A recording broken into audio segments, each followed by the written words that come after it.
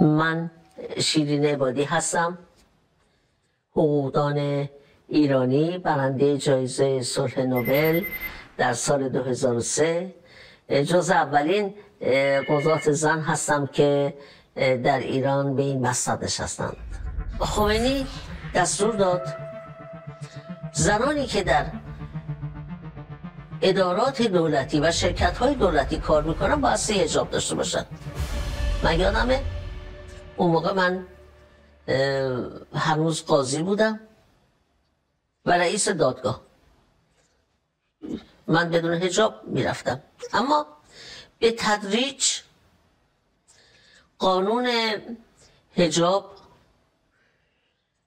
با اجباری که در خیابانها صورت می گرفت و اینکه زنان بی حجاب رو کتک می زدند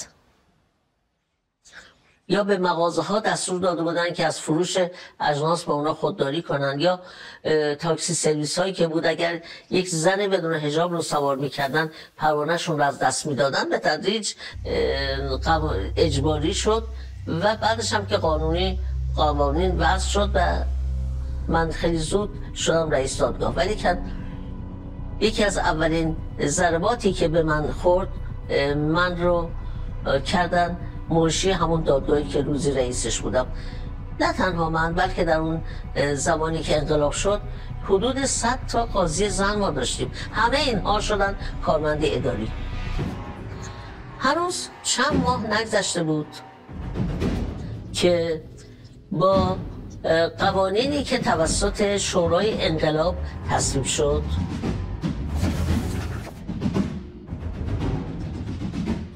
گفتن که مردها می توانند 4 تا زن بگیرن، هر وقت دلشون بخواد بدون عذر موجه زن رو طلاق بدن،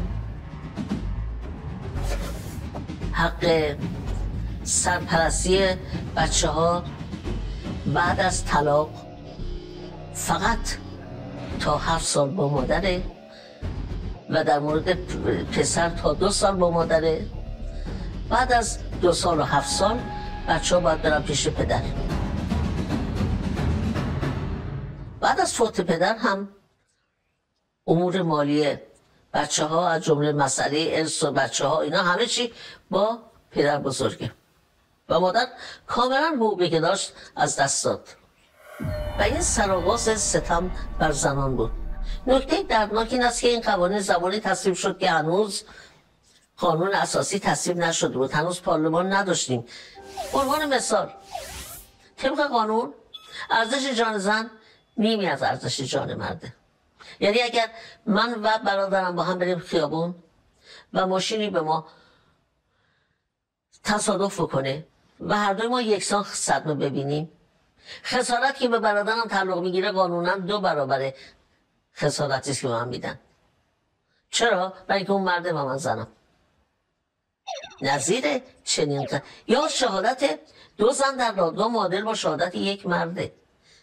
این قوانین خجالت آوره برای کشوری که بیش از 50% دانشجوش زنن، زنان تحصیل کرده فراوانی داره.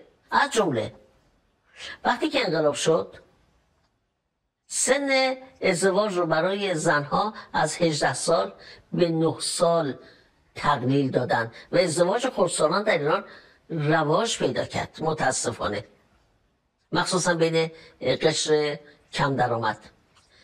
زنان بسیار مبارزه کردند و توانستند که 9 سال رو افزایش بدن به 13 سال و 15 سال.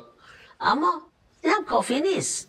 ما 18 سال رو میخوایم، حداقل سن ازدواج باید 18 سال باشه.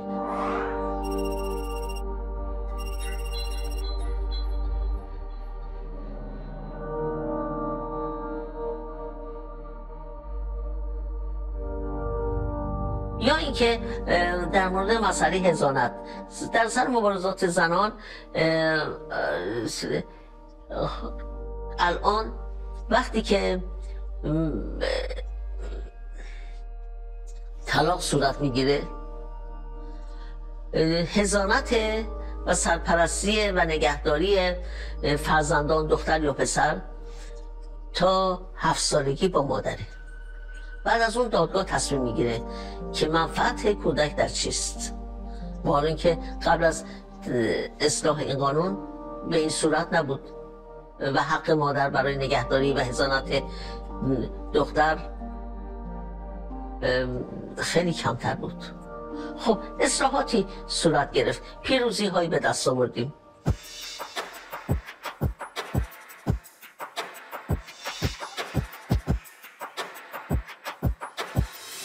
اما خواست ما پیروزی های کوچک نیست.